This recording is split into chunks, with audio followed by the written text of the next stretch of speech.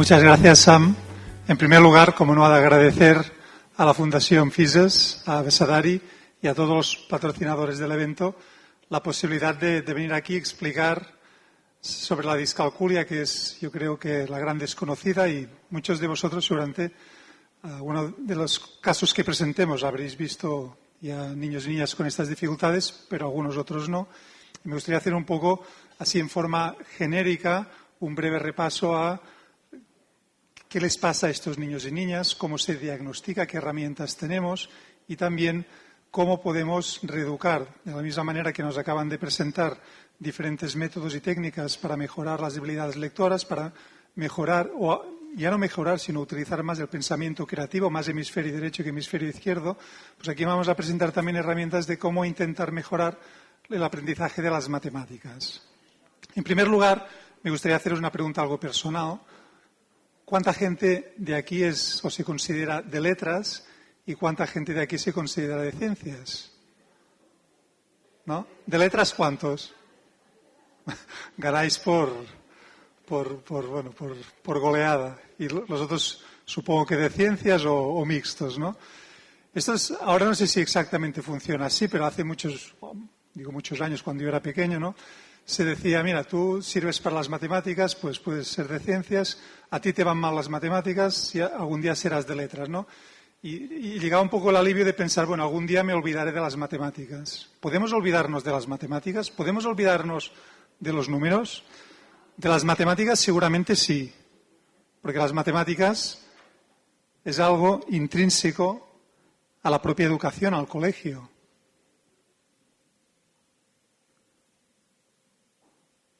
Bueno, yo tengo que aprender otras cosas antes que matemáticas, que es cómo pasar un PowerPoint.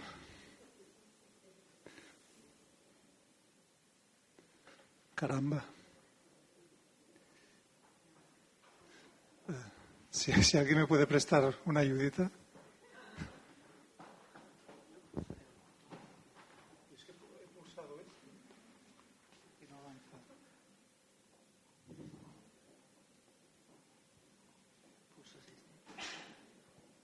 Pulsa. Y ahora no te preocupes. Ok.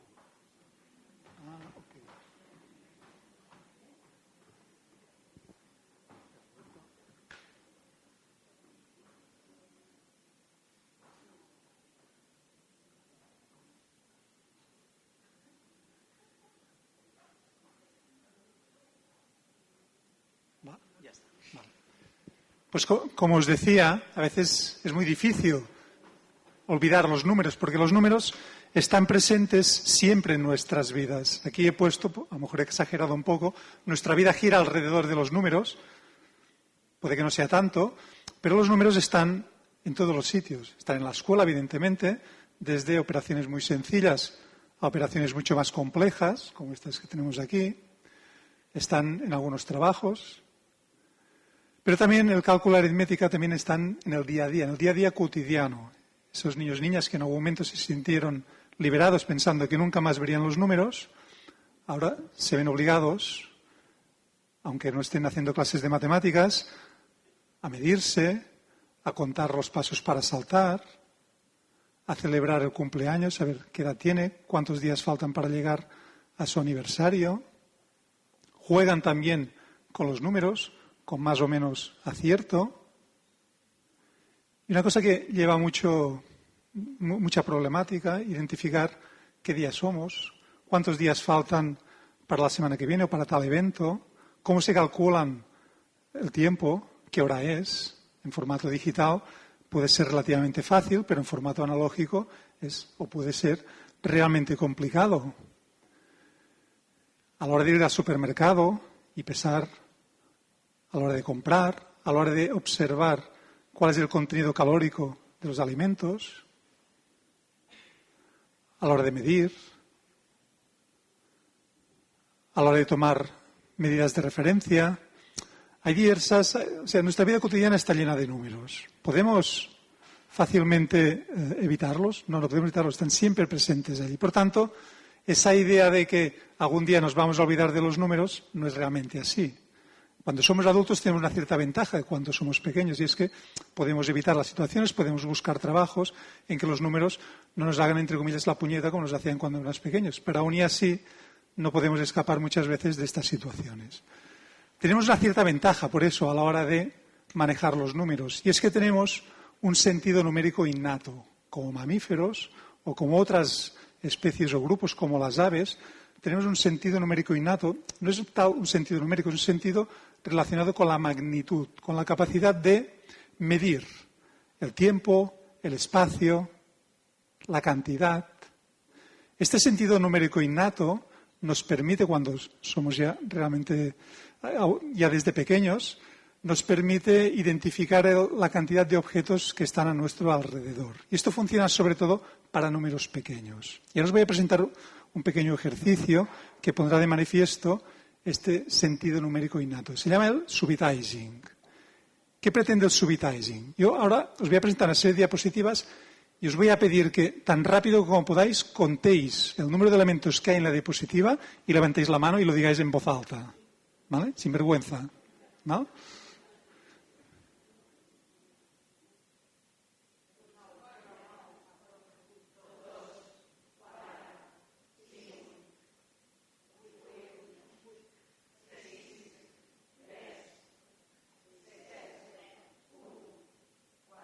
Bueno, ¿qué observáis? Que cuando hay hasta 5 elementos, son realmente rápidos y rápidas. Cuando hay más de 5, cuesta mucho.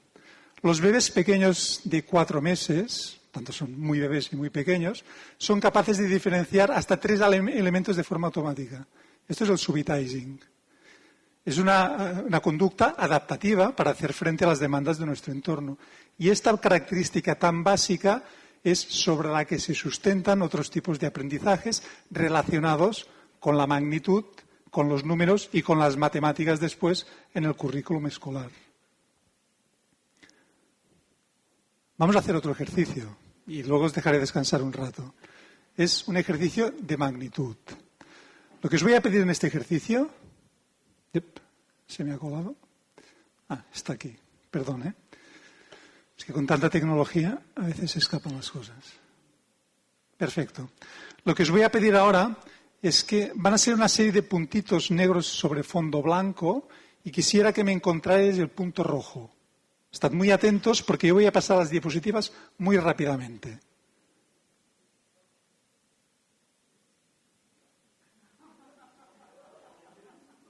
¿Quién lo ha visto? ¿No lo habéis visto? Mejor, si alguien lo hubiera encontrado, pensaríamos que tiene algún problema visual, porque no hay tal color rojo. Pero lo que he hecho es distraer vuestro foco atencional de la cantidad de elementos que había en cada una de las diapositivas. En estas diapositivas, en todas ellas, había 16 elementos distribuidos al azar, con la misma forma, excepto la última que se me ha colado, pero también tendría que ser de la misma forma. Y en una única diapositiva había la mitad de elementos. ¿Lo habéis notado? ¿No? Mejor. No lo habéis notado conscientemente, pero subjetivamente o inconscientemente vuestro cerebro lo ha detectado. Aquello que antes llamábamos el substrato básico del subitizing, se fundamenta también esta capacidad, la de detectar automáticamente los cambios en la cantidad de estímulos que hay a nuestro alrededor.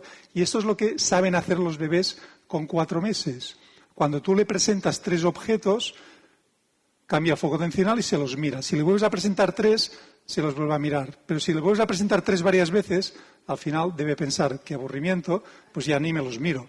Pero si en lugar de 3 le presentas 1 o le presentas 2, se los vuelve a mirar. Es decir, es capaz de detectar estos cambios en la cantidad de estímulos. Esta capacidad tan básica se sustenta en esta zona que tenemos aquí señalada en amarillo, que es el surco intraparietal. Es una zona de la parte baja del lóbulo posterior parietal, más o menos por aquí encima de la oreja, que es la parte de nuestro cerebro, o una de las partes que procesa la magnitud y, como tal, el procesamiento numérico y el cálculo. No es la única, pero es la base, es el cuerpo principal. Si esta zona no está suficientemente mielinizada, no funciona correctamente, tendremos dificultad en operaciones muy simples y también en operaciones muy complejas. ¿Son difíciles las matemáticas? ¿Qué pensáis? Bueno, hay gente que pensará que sí, hay gente que pensará que no. Yo no digo ni una cosa ni otra.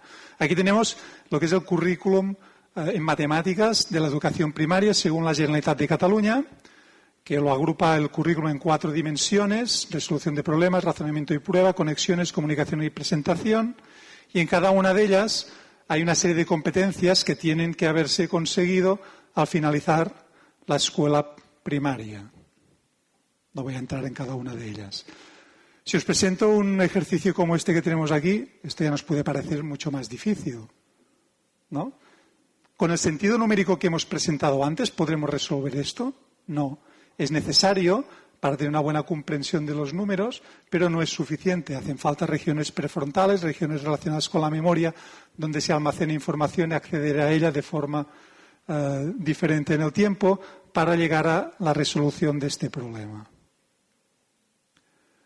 Ante la pregunta de si son o no son difíciles las matemáticas, ya os he dicho que no hay una respuesta estándar. Lo que hacemos es, y os vuelvo a hablar de la campana de Gauss o de la curva normal, es para cada curso escolar clasificar el rendimiento de los alumnos en aquellos que lo hacen muy bien, aquellos que lo hacen muy mal y los que están en medio, que son la mayor parte de ellos. En la parte de delante de todo, percentil a partir de 90 hacia arriba, tenemos los talentosos para las matemáticas.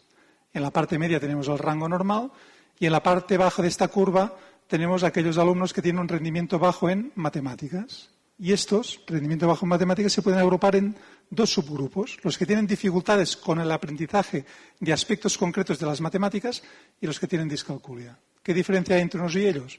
En estos es muy habitual encontrar que durante todo el currículum escolar, en algunas áreas de las matemáticas van muy bien y en otras van muy mal, y en otras van normal. En cambio, estos van mal en todas. No hay diferencia entre unos y otros. El origen es diferente. Aquí suele haber a veces comorbilidad con otros trastornos del aprendizaje.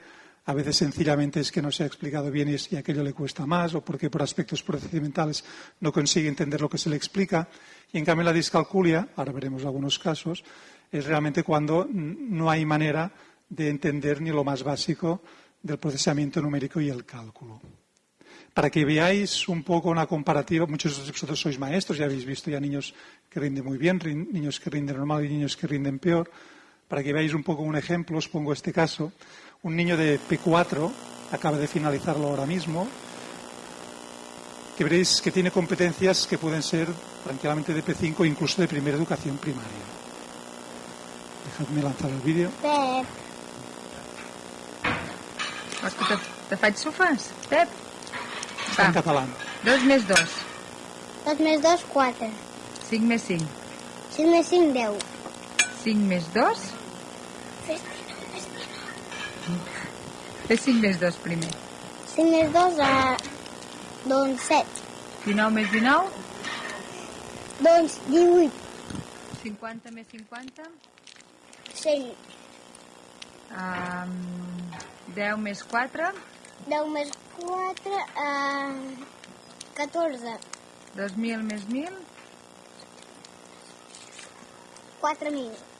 No, 2.000 més 1.000. Doncs 3.000. Molt bé. 5.000 més 2.000. 100.000. Molt bé. A veure, 100 més 100? 100 més 100? 200. Vale. I 4 menys 1?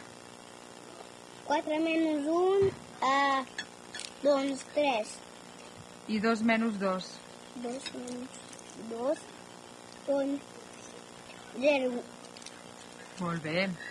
I 10 menys 5? No, que tindré el 5 prou. Vale. Fins després. Pobre chaval que se nos agobia un poco, ¿no? Pero bueno, las competencias que tiene realmente están muy avanzadas para un P4. Fijaros, no sé si os habéis fijado que no ha utilizado en ningún caso los dedos para contar, que es una estrategia evidentemente muy habitual en P4, en P5, en primera educación primaria, algunos lo siguen arrastrando incluso en segunda educación primaria. Yo he estado en escuelas que la mayor parte de los niños en tercera educación primaria siguen utilizando los dedos para conteos tan simples como estos, los del principio, no de los miles. Bueno, esto un poco a modo de introducción para desarrollar lo que viene a continuación, que es hablar un poco de qué es la discalculia, de cuáles son los principales signos de alerta. Hemos hablado en las presentaciones anteriores de la detección precoz. La detección precoz es crucial para poder intervenir antes. El cerebro es plástico y la plasticidad cerebral permite que si intervienes correctamente antes, estos niños y niñas, aquellos déficits que tenían, se corrigen, al menos parcialmente. Por lo tanto, llegan con más estrategias a la hora de afrontar el currículum escolar. Como definición, podríamos decir que la discalculia es una dificultad específica del aprendizaje en la que se observan dificultades en el procesamiento numérico y el cálculo, de manera que las actividades de la vida diaria se ven afectadas. Esto es muy claro en los niños y niñas en etapa escolar, porque su rendimiento en matemáticas y en otras materias que tienen conceptos matemáticos baja considerablemente, y en el adulto, depende del tipo de trabajo, depende del tipo de actividad que uno tenga, también puede verse afectado. Un día nos llamaba una señora y nos explicaba que la habían hecho fuera del supermercado, trabajaba como cajera porque se equivocaba repetidamente a la hora de dar el cambio. La prevalencia de esta dificultad se sitúa alrededor de entre el 3 y el 6% de la población infantil, aunque es muy invisible. Y os digo esto porque aquí en España no tenemos datos epidemiológicos. Estos datos son de estudios americanos, israelíes, franceses, alemanes, de otros países. Desgraciadamente aquí no hay estudios sistemáticos que nos permitan determinar si estamos en estos rangos, pero hemos de pensar que sí, que la incidencia de este trastorno va a ser igual que la de otros países o a lo mejor incluso más alta si nos atendemos a lo que es los índices del fracaso escolar. En muchos de estos casos, la discalculia se presenta con dificultades en alguna otra área y las áreas más afectadas son la atención, por tanto, tiene una comorbilidad alta con el TDAH, con el trastorno por déficit de atención, y también con la dislexia o las dificultades lectoras. Se dicen que incluso el 60% de niños y niñas que tienen discalculia tiene algún tipo de dificultad lectora, que a lo mejor no es de tanta intensidad como diagnosticar una dislexia, pero es de suficiente intensidad como para hacer enlentecer todo el proceso de aprendizaje.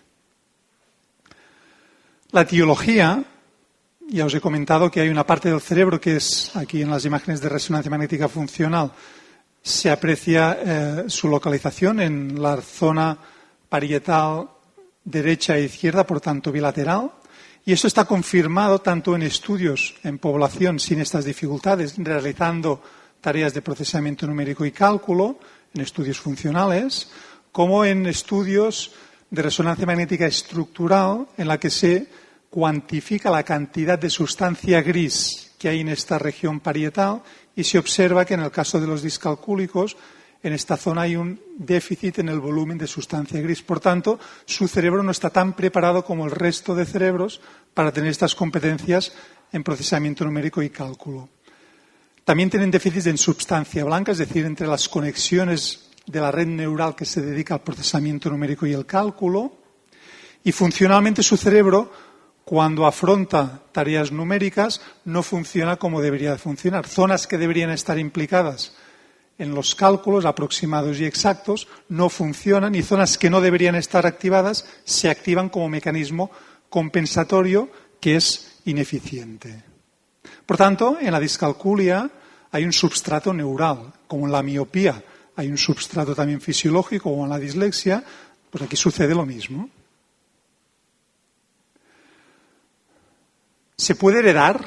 No se puede heredar como trastorno genético unifactorial, sino que se hereda una predisposición. Si en la familia hay un integrante con discalculia, los familiares de primer grado tienen mayor probabilidad de desarrollarla. A veces se observa en los hijos y los padres te dicen, sí, yo creo que también lo soy porque en su momento me iban muy mal las matemáticas, pero claro, o lo evaluamos ahora o no tenemos sus antecedentes para saber si realmente lo era, porque en ese momento, cuando ese señor o esa señora estaban escolarizados, no se hacían estas pruebas. En todo caso, los estudios genéticos parecen indicar, con gemelos monocigóticos y dicigóticos, que hay una cierta heredabilidad más alta de la que sería esperable por puro azar. Y factores ambientales posiblemente también están implicados en la etiología, seguramente relacionados con los métodos de aprendizaje. El método de aprendizaje está estandarizado para esa curva que hemos mostrado antes, para el 80% de niños y niñas. Los que están en las colas, tanto por delante como por detrás, no se ven beneficiados de estas metodologías de aprendizaje. Por eso es interesante en la sesión de la tarde haber planteado tantas metodologías, porque realmente cuando conseguimos personalizar y llegar a las necesidades de cada uno de los niños y niñas, los aprendizajes son más rápidos, más divertidos y, por tanto, a nivel de desarrollo, el niño lo vivencia de una manera mejor. Os voy a presentar ahora un caso real de una niña con discalculia junto a su hermano. Son estos dos niños que tenemos aquí. Tenemos solo la evaluación de la niña, que es una niña que en el momento de evaluarla, en agosto del año pasado, estaba cursando segundo de educación primaria. No sé si se aprecia el color rojo en la diapositiva. No. Pues bien, se ve un poco en gris, un poco más flojo. Sistema numérico arábigo, sistema numérico oral, sistema en base 10, operaciones lógicas. Hay toda una serie de pruebas en que el percentil, es decir, las puntuaciones con relación a la puntuación normativa por edad de esta niña estaban casi todas ellas por debajo del percentil 10. O sea, tiene una dificultad severa en su momento, y la sigue teniendo porque no se ha intervenido, en el área de las matemáticas. Os voy a poner un vídeo de ella y su hermano explicando un poco cuál es su experiencia con las matemáticas, y luego pondremos un vídeo, también muy corto, de la madre, que explica cómo vivencian estos dos niños el aprendizaje de las matemáticas en la escuela.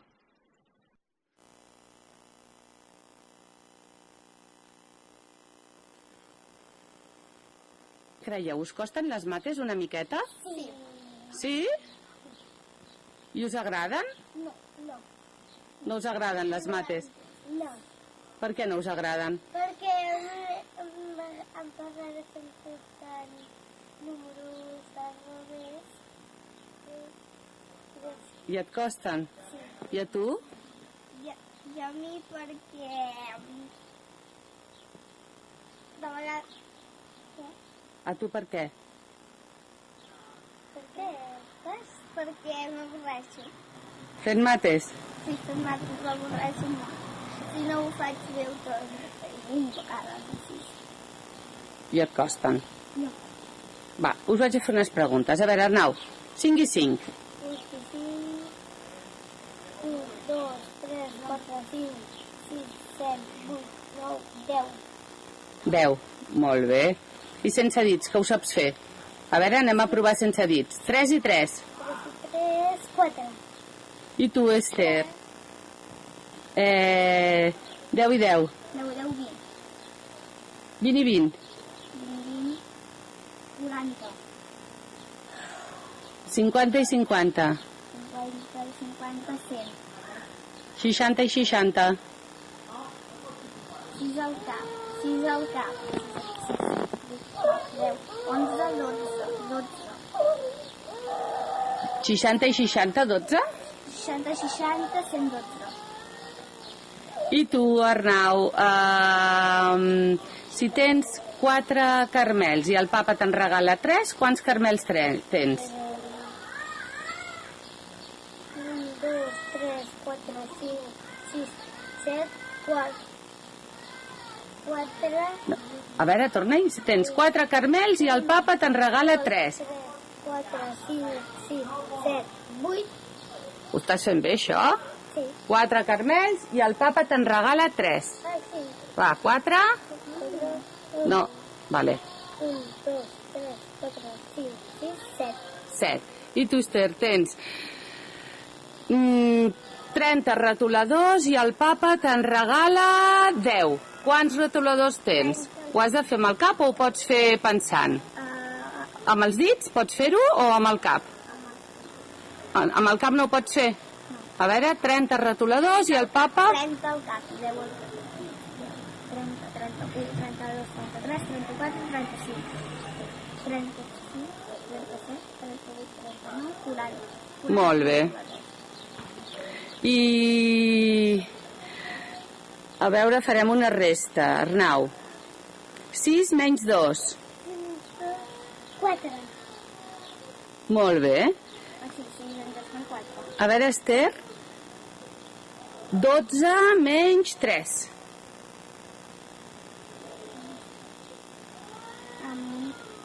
Del 12 per arribar al 3. Del 3 per arribar al 3. 4, 5, 6, 7, 8, 9, 10, 11, 12. Us costa, oi que sí, això? Sí. Bueno, al col·le fan alguna cosa perquè no us costi? Fan alguna cosa perquè no us costi el col·le? Us ajuden d'alguna manera? Sí, a mi m'ajuden fent una resta al costat. A mi també. A tu, l'Èlia, et fa servir pedretes de colorins, dius? Per fer sumes i restes? I a mi la Cristina m'ajuda a fer una suma al costat. I tens material especial per fer mates, Esther? No. Tot ho fas en paper i amb llapis i amb sumes i les sumes i les restes es fas en paper i amb llapis? Sí. No hi ha cap manera de fer-ho d'una altra manera? No. No. I tu, Arnau? Què expliqueu? Com feu les mates? Les feu d'alguna manera xula? Sí. Són divertides les mates que feu al col·le? No.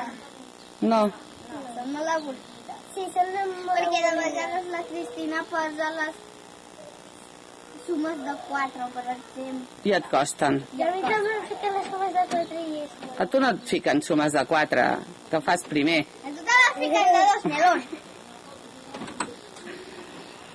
Bueno, No sé. quin curs feu? Jo primer. Jo tercer. Esos niños hacen respectivamente primero y tercero.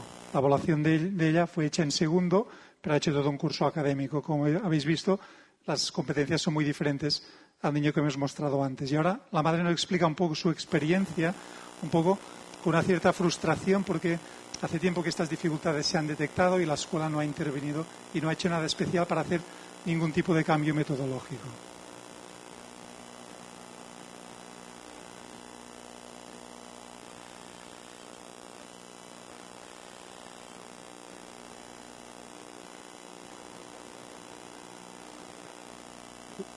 Se me va.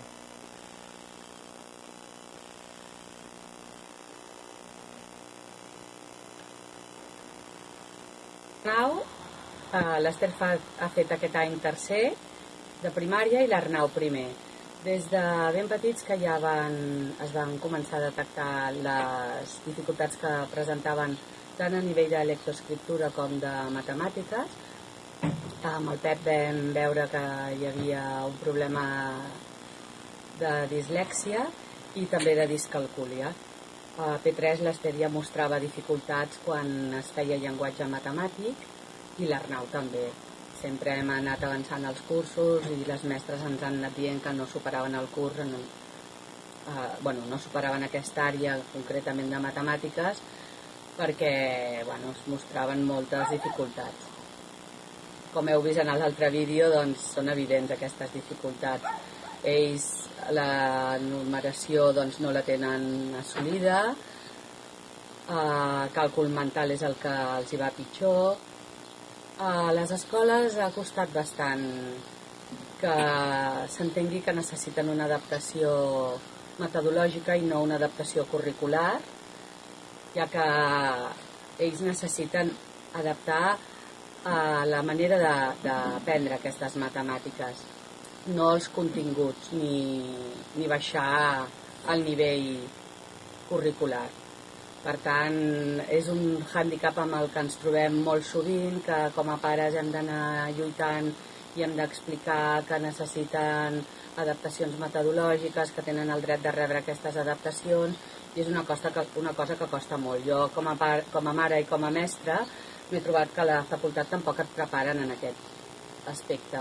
És a dir, que trobes en una classe que pots tenir un nen amb discalcúlia o un nen amb dislèxia i que tampoc saps, no tens estratègies per saber tractar-lo o per saber adaptar aquest material. però bueno, tenen el dret de tenir aquestes adaptacions que costa molt en aquest aspecte aconseguir. Bueno, mica en mica ens n'anem sortint i són nens amb moltes ganes de treballar, molt formiguetes i van avançant i cada avanç que fan doncs són passos gegants. Claro, son niños, un niño y una niña que tienen dificultades ya detectadas desde P3. No hay que pensar en un plan individualizado, no hay que pensar en bajar el nivel, porque están en P3, P4, P5, primero educación primaria, hay que intervenir de otra manera. Y esta intervención de otra manera es a través de adaptaciones metodológicas que no solo van a ser beneficiosas para ellos, sino van a ser beneficiosas también para el resto de niños y niñas. Pero también hay que detectarlos. Por eso hablamos también de los signos de alerta. Signos de alerta que, tal y como se plantea la escolarización en nuestro país, que comienza con P3, P4, P5, la educación infantil, ya pueden detectarse en esta educación infantil. Hay toda una serie de competencias más o menos complicadas que, si se hace una escolarización reglada durante tanto tiempo, tienen que haberse adquirido al menos al finalizar P5, antes de entrar en la educación primaria. Por esto, desde la Universidad de Barcelona, en colaboración con una empresa, Lucatabs Brain Development, hemos desarrollado una herramienta de detección precoz para P5 para las dificultades en las matemáticas, para poder intervenir antes en estos niños, para que estos niños no nos lleguen a segundo, tercero, cuarto de educación primaria y sean luego diagnosticados. Si hay que hacer un diagnóstico, ya se lo haremos más adelante.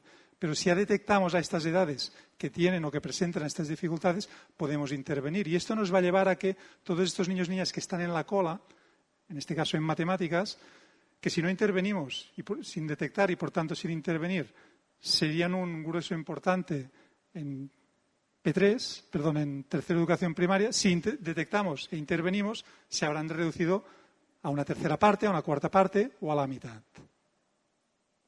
Y también desde la Universidad de Barcelona estamos desarrollando estrategias de intervención para que, una vez detectados, pueda mejorarse estas dificultades. Y esto es lo que os voy a presentar a continuación, los programas de detección y los de intervención.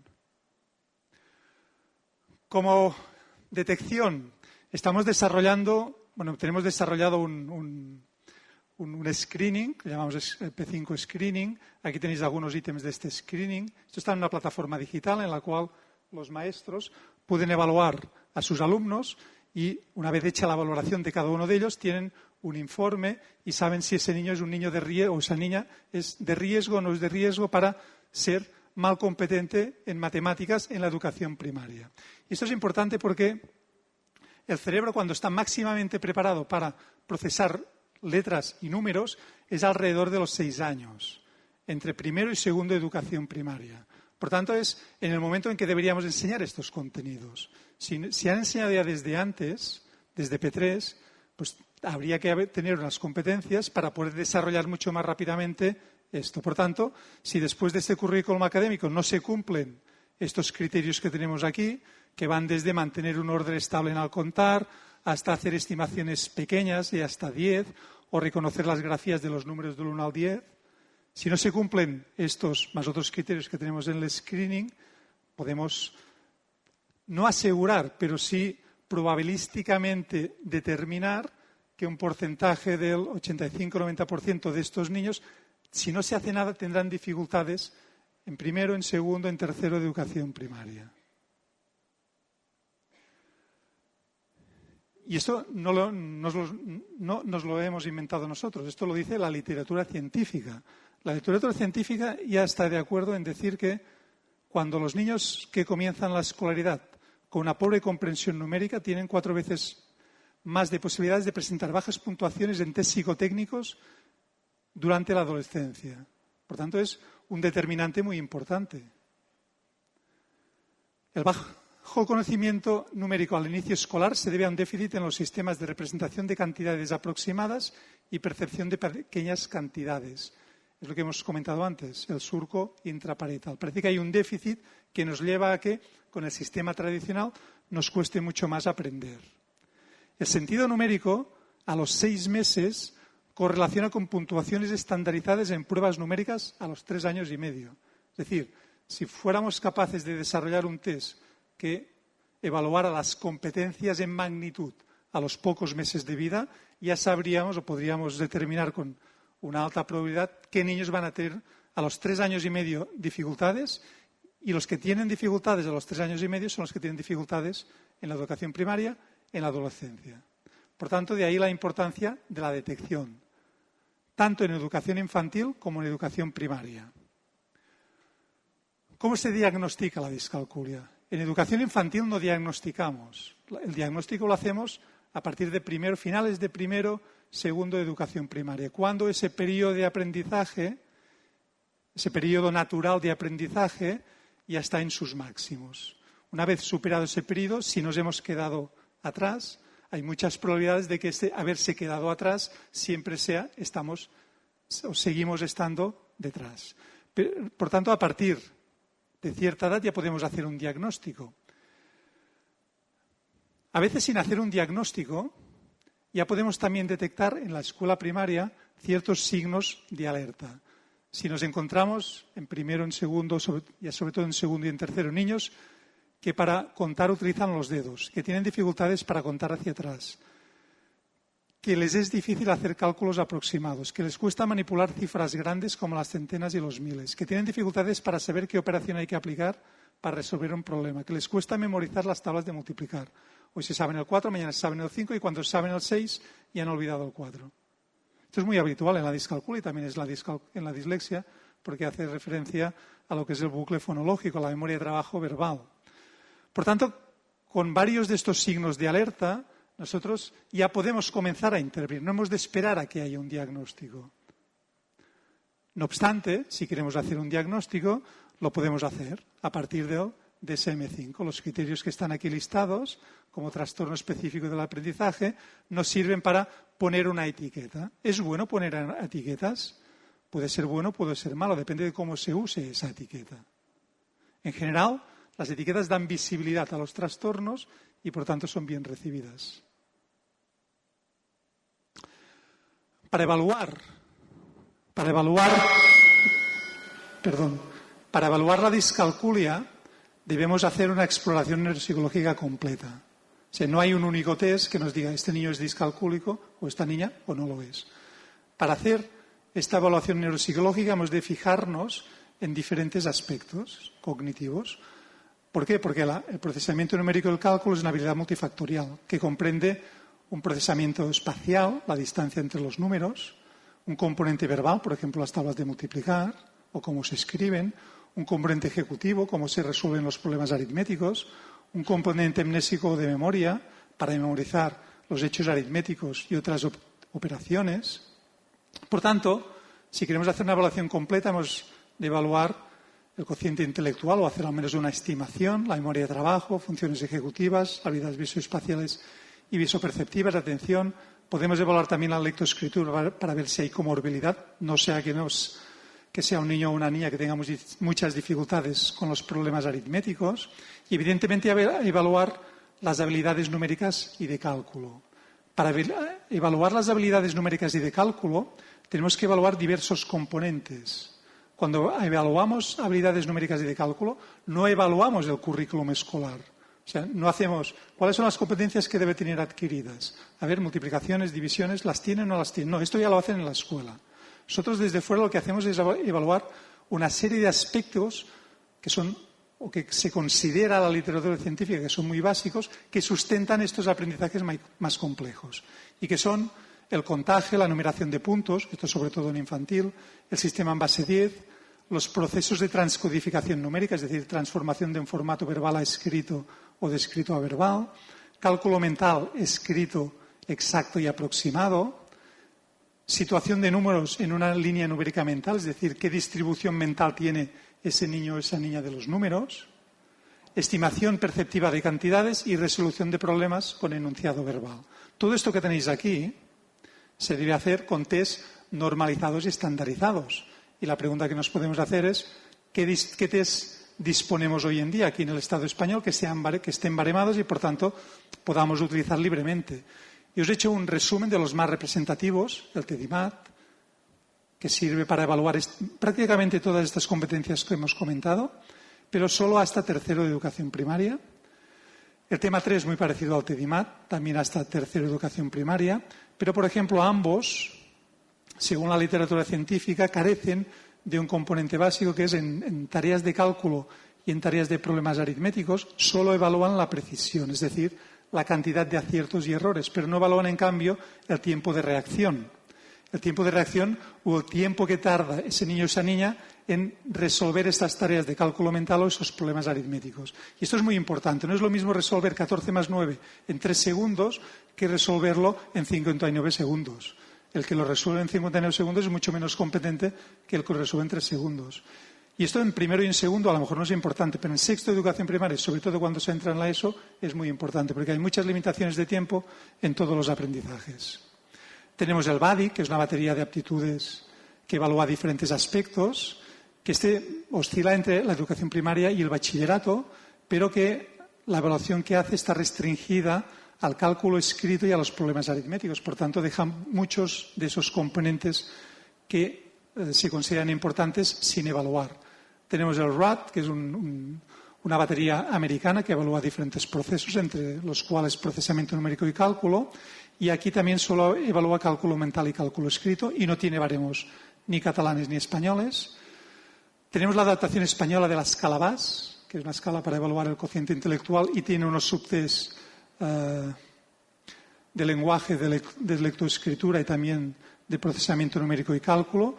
Lo único que evalúa en este sentido es el cálculo escrito y el razonamiento numérico a partir de series numéricas.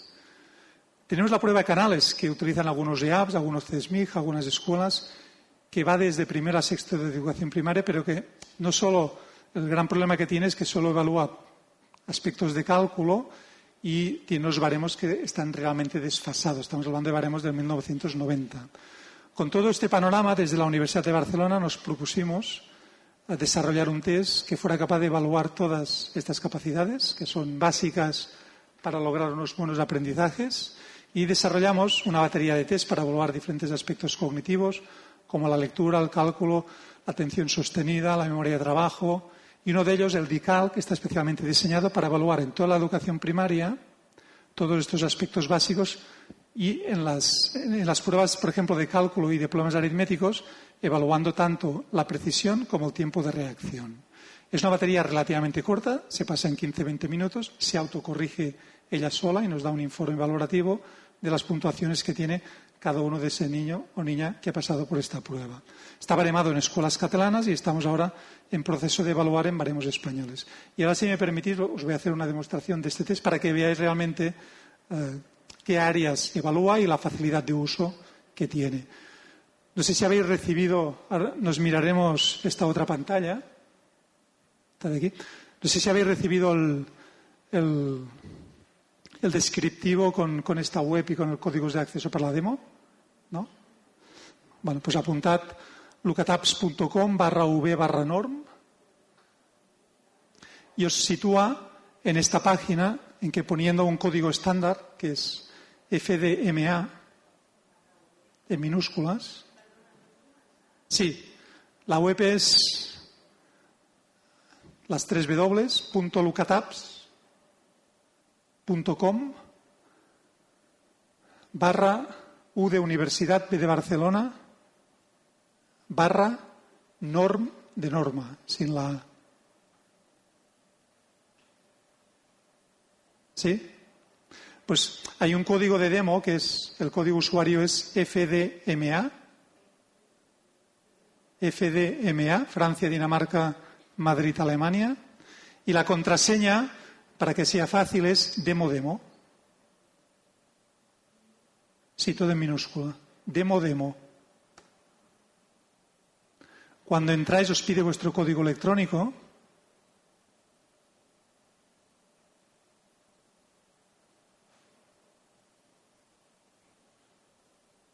Yo voy a poner el mío, jmserra@v.edu. Y sale la página con los tests. Ahora vamos a entrar al DICALC. Es una versión demo con todas las pruebas más cortas de lo que sería. Hay unas instrucciones para cada una de las pruebas. Tenemos una primera pantalla en la que introducimos los datos. Como yo tengo aquí unos datos entrados, pues ya los relleno automáticamente.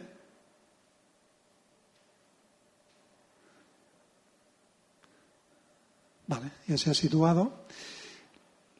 Selecciono el curso, tercero educación primaria, y le doy adelante. Pero tenemos las instrucciones para cada test. El primer test es un test de cálculo mental.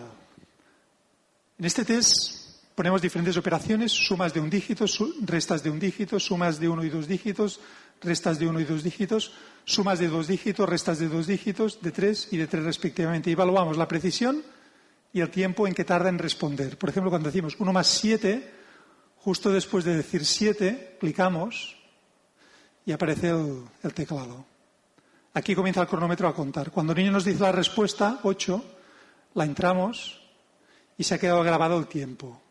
El tiempo comienza a correr hasta que lo doy al clic. Le leo 9 más 7 y volvemos a comenzar. Y ahora lo que os voy a explicar es, dejamos siempre estos estímulos en pantalla en lugar de que tenga que hacer solo cálculos mentales porque queríamos descargar esta prueba de memoria de trabajo. Si yo le digo 9 más 7 y no le muestro los estímulos, estaré evaluando la capacidad que tiene de resolver estos cálculos y además también la capacidad de memoria de trabajo. Y esto no me interesa porque yo quiero aislar la memoria de trabajo. Y esto se va presentando consecutivamente, y ahora lo voy a responder bien, hasta que el niño hace, dependiendo de la edad, X errores consecutivos. Si ya le pongo 5 ceros,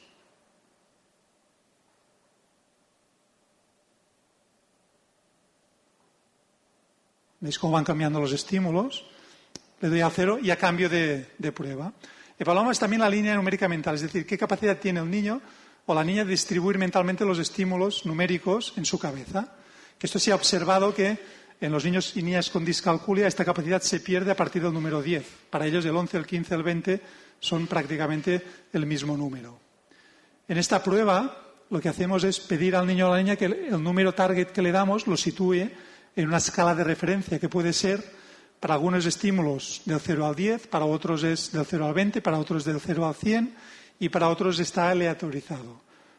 En función de la edad de los niños hace unos u otros. Evidentemente un niño de primera educación primaria no nos hará situar 325 entre 200 y 800 porque no se lo han enseñado. Pero el test ya está adaptado. Ponemos el cursor delante y vamos contestando. Bueno, aquí no sé el número que nos piden porque es la versión demo. Pero básicamente esta prueba consiste en evaluar esta capacidad.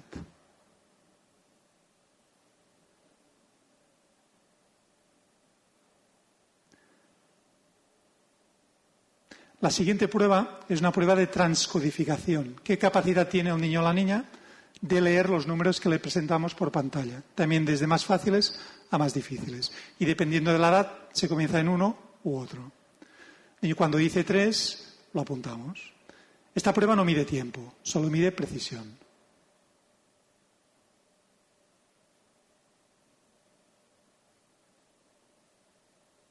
La siguiente prueba es la de estimación de cantidades. ¿Qué capacidad tiene el niño o la niña determinar cuántos objetos salen por pantalla? Es la estimación. Esto es un componente muy importante del procesamiento numérico. Aquí medimos tiempo. ¿Cuántos había? No hay tiempo para contarlos. Es la capacidad esa de subitizing, que llega hasta el 10. Si tenemos más de 10, hemos de improvisar. Bueno, pues medimos esto, medimos el tiempo que tarda el niño o la niña en responder y la distancia con los valores normativos, por encima o por debajo, en función de la cantidad de estímulos que se presentan. Aquí anotamos lo que nos ha dicho. Va muy rápido, realmente no hay tiempo para contar. Las siguientes son problemas aritméticos, en la que medimos también la precisión y el tiempo. Marcos tiene 2 manzanas y le damos 3 más. ¿Cuántas tiene? Justo cuando acabamos de leer, clicamos y comienza a correr el cronómetro. Lo mantenemos también en pantalla para descargar de memoria de trabajo. Porque si no lo descargamos, nos encontramos que después de un minuto le pedimos, ¿lo sabes? Y te dicen, es que no me acuerdo que me has preguntado. Pues para que no pase esto, lo dejamos siempre en pantalla. los problemas también van siendo más complicados a medida que se va avanzando. Y finalmente evaluamos el sistema en base 10 a partir de 4 pruebas diferentes. Uno, reconocimiento de unidades, de decenas, de centenas, y el último, la cuarta, la resolución de problemas utilizando esta capacidad. ¿Cuál es la unidad? Pues ahora le diré el 5. Ahora me voy a equivocar para pasar esto rápido. Pero se pide 5 de unidad, 5 de decena y 5 de centena. Y en el siguiente es lo que os comentaba. Una serie de problemas en los cuales tienen que aplicar los conocimientos en base 10 para encontrar la solución. Pedro quiere comprar una libreta de 9 euros. ¿Cuántas monedas de 1 euro, de 10, de 100 y de 1000 tendrá que utilizar? Hay otro problema que es, Juan quiere comprar una bicicleta de 758 euros. ¿Cuántas monedas va a utilizar? Es una manera de a ver si son capaces de aplicar los conocimientos del sistema base 10 para llegar al final. Y finalmente, para que veáis, una vez el niño o la niña ha pasado por esta prueba, apretamos, le damos al clic y ya tenemos el informe de evaluación cognitiva de este niño. Con un este pasó todas las pruebas, pasó el DILEC, que es el de lectura, pasó el de matemáticas, y aquí tenemos situado para las diferentes pruebas, este es un resumen para no hacer la tabla tan larga, cálculo mental en qué percentil estaba situado. En transcodificación, en aciertos, en operaciones con enunciado aritmético, en aciertos. Nos queda clasificado este niño o esta niña con las puntuaciones estandarizadas de un grupo de niños y niñas de su edad.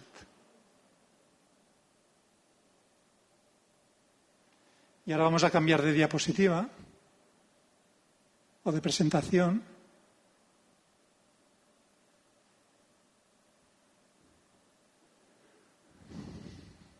Y nos situamos otra vez en la tabla que habíamos dicho. Aquí tenéis los test que hemos desarrollado, el DICALC, el DIMEM, el DIAT y el DILEC, que fueron premiados recientemente en la reunión de la Sociedad Catalana de Neuropsicología como tercera mejor comunicación. Y aquí tenéis las características, la ficha técnica de estos test. Todos ellos son de aplicación individual, de primera a sexta educación primaria, de una muestra representativa de 882 niños y niñas de su edad, con formato digital multiplataforma, con una duración de 15-20 minutos. Y una cosa muy importante de todos los test, en este caso el procesamiento numérico y el cálculo, es que evidentemente procedimos, una vez hecha la baremación, a evaluar la validez y la fiabilidad de estos test mediante análisis de componentes principales, con un porcentaje de varianza muy alto con un solo componente, el 70%, y de la fiabilidad con un alfa de Cronbach de 0.87, que es sobre 1, que es altísimo. Por tanto, son test que miden realmente lo que quieren medir.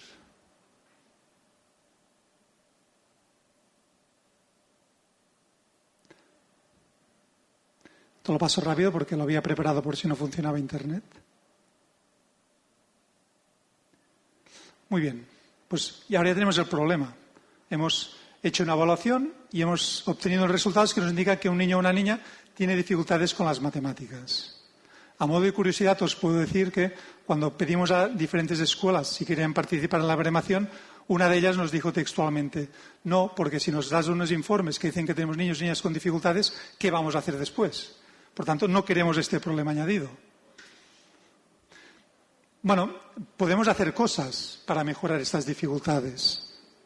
¿Qué podemos hacer? Mirad, si no hacemos nada, esto es en primera educación primaria, con el color verde tenemos los niños y niñas a lo largo de primero, segundo, tercero, cuarto y quinto, cómo van evolucionando el rendimiento en matemáticas, mejoran. En la parte de abajo tenemos los que tienen discalculia. Un discalcúlico no se queda a un nivel de primero, sino que sigue avanzando. Pero no avanza al mismo ritmo que el resto.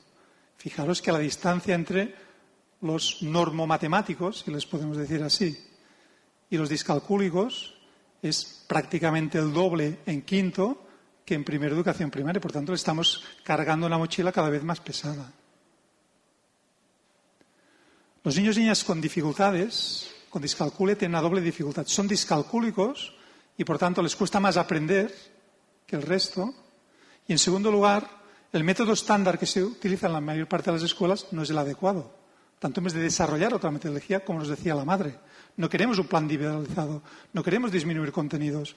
Hemos de intentar individualizar el sistema de aprendizaje para ese niño.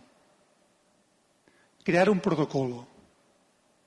Estos niños y niñas acaban desarrollando muchas veces en cursos a partir de tercero una actitud negativa y de indefensión hacia las matemáticas. Hacen mucho esfuerzo, muchos de ellos hacen clases de repaso, van a academias y no hay manera de conseguir que superen estas dificultades. Por tanto, un niño o una niña con discalculia necesita una enseñanza más intensiva y explícita sobre el sentido numérico, más práctica en el uso del sistema numérico, más tiempo y más extenso en el aprendizaje de los conocimientos básicos antes de pasar a aspectos más abstractos y una experiencia concreta con números grandes y pequeños que les sirva de aplicación a la vida diaria. ¿Y esto cómo se consigue? Podéis preguntarme.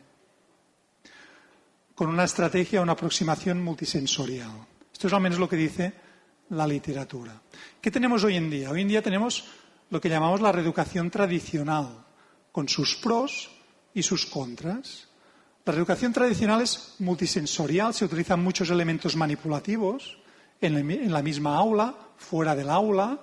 Por tanto, puede llegar a ser realmente muy personalizada y suele ser muy efectiva si se plantea con unos objetivos concretos y bien delimitados. Como contra, suele ser lenta, porque suele hacerse en una o dos sesiones, como mucho, semanales. Por tanto, tiene un coste alto en términos de tiempo y también económico. Una reeducación promedio puede costar unos entre 40 y 60 euros semanales la sesión de 1 hora, por tanto es mucho dinero. No permite trabajar simultáneamente con varios niños. Primero tienes uno, después tienes un segundo, después tienes un tercero, por tanto tienes unas limitaciones con el grupo que puedes trabajar. Hay pocos referentes comerciales, al menos yo los desconozco. ¿Cuántos kits conocéis para reeducar la discalculia? No hay. ¿Qué hacen los reeducadores? ¿Qué hacen los padres, los maestros? Pues se van a la Bacus o cualquier otra librería y comienzan a buscar por las estanterías. A ver, este material me puede servir para esto, esto para lo otro. Y así consiguen hacer un buen pack, pero a lo mejor tardan 1 año en hacer este pack. Y para cada niño tienen que introducir nuevas cosas. Y, sobre todo, es muy importante, no tenemos medidas o no tenemos una evaluación detallada de la progresión que va haciendo ese niño o esa niña. Sabemos que va mejorando en algunos aspectos, pero sobre todo en precisión, pero no tanto en tiempo, cuánto tarda en hacer las cosas, porque no tenemos instrumentos para evaluar estos aspectos. Por tanto, más allá del sistema tradicional, se ha planteado hacer la reeducación mediante sistemas digitales, que como puntos a favor tienen que pueden ser multisensoriales, pueden crearse sistemas realmente individualizados y al nivel de cada uno de los niños y niñas, como hemos visto antes con Glyphing. Permite trabajar en paralelo diversos niños, podemos llevar 10, 12 niños en paralelo. Nos proporciona medidas detalladas de la progresión, permiten reeducaciones intensivas, como antes se ha planteado también en Glyphing, que cada día haga sesiones de 10, 20 minutos, 4, 5, 6 días a la semana. Son más eficientes, y esto lo muestra también la literatura científica, y tienen un coste más bajo en tiempo y en dinero. Los contras es que la mayoría de los sistemas digitales que encontramos hoy en día no son multisensoriales, es una pantalla de ordenador con la que interaccionas, no son multiplataforma, funcionan mayoritariamente en Windows, pero no en otros dispositivos, y no suelen ser específicos para la discalculia, sino que son para fortalecer los aprendizajes de las matemáticas. Y a esto remito, por ejemplo, a la página de ixtec.cat o a diversos recursos que encontráis, que hay muchos recursos matemáticos, pero que son para eso, sobre todo para conseguir mejoras a nivel procedimental, pero no tanto para tratar una dificultad muy específica. O sea, la finalidad para la que han estado desarrollados no es para tratar dificultades severas, sino para mejorar en algunos aspectos.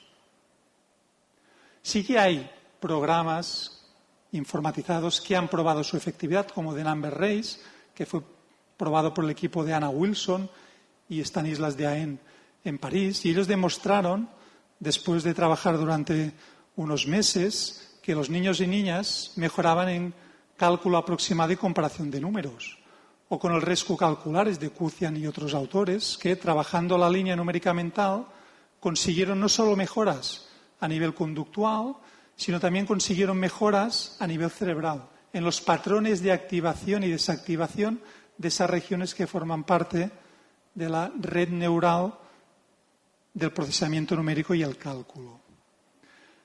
Desde la Universidad de Barcelona estamos desarrollando y tendremos este septiembre, junto con la Universidad de Vic, con UTAE Sant Joan de Déu, para este septiembre de 2015, y con la financiación de la Fundación Recercaixa,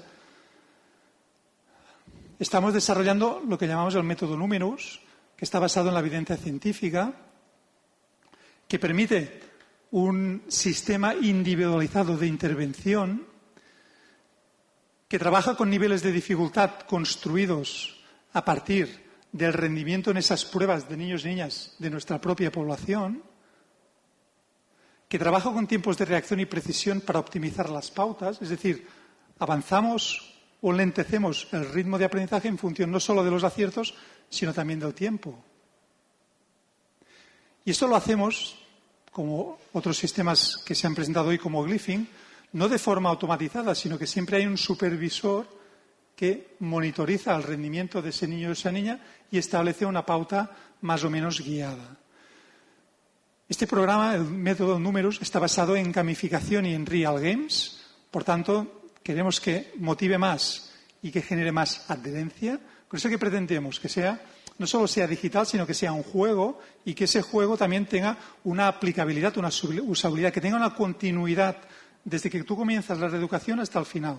Que sea vivido en forma de una historia en la que el niño tiene que aportar alguna cosa para obtener determinados premios. Está en versión catalana y castellana, siempre da feedback positivo y las actividades son diarias y de corta duración. Y ahora os voy a mostrar algunos ejemplos, quedan ya solo 2 diapositivas, para que veáis algunas de las tareas que estamos desarrollando. Por ejemplo, nosotros estamos trabajando en potenciar la conciencia numérica, la línea numérica mental, el sistema en base 10, el cálculo mental y la memoria visoespacial, porque se ha visto precisamente que en la discalculia sobre todo hay un déficit visoespacial y trabajando este componente se mejora mucho del procesamiento numérico y el cálculo. Pues estamos desarrollando todas estas tareas para niños desde P5 a tercero de educación primaria. Podrían ser útiles también para cursos posteriores, pero dadas las características del propio programa, habría una distancia seguramente excesivamente grande entre lo que está haciendo el niño en su clase y a lo que le estamos entrenando y puede generar aburrimiento o desafección. En conciencia numérica trabajamos el subitizing. Por ejemplo, esto a modo de ejemplo, ¿no? Estímulos como los que hemos presentado antes, le decimos cuántas pelotas hay, escrito y en formato oral. Y el niño tiene que identificar cuántas hay y clicar en una de las opciones que tiene aquí debajo. Este programa Numerus lo estamos desarrollando, como os he comentado, en el marco de un proyecto Recercaixa, en colaboración con diversos centros. Si deseáis formar parte de este estudio, podéis escribirme a mi correo electrónico, lo encontraréis aquí en discalculia.es. Y por mi parte nada más. Muchas gracias por vuestro interés y a los gracias.